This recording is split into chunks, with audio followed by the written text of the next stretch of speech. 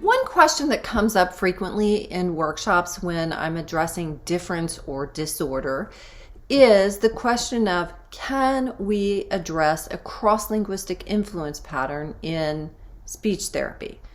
So the answer to that is we can address it, let's not target it. Okay, so just as an example, let's say we're working with a child on syntax and they make a semantic error. They call a horse a donkey or something like that.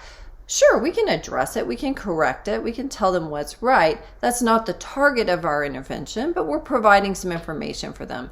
It's really no different when we're addressing cross-linguistic errors.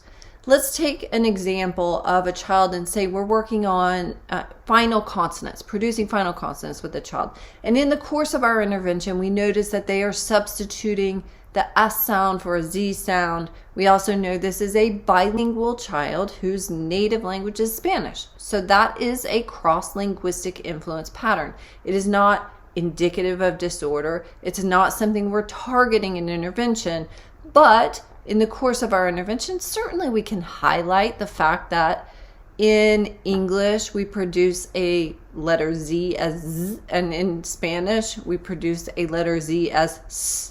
So that is a difference between the languages. We can highlight that for them. That's fine. That is not the target of our intervention. We are focused on goals that are the ones that got them into speech therapy. So that's the difference there. Yes, absolutely address these influences, but don't make them the target of your therapy.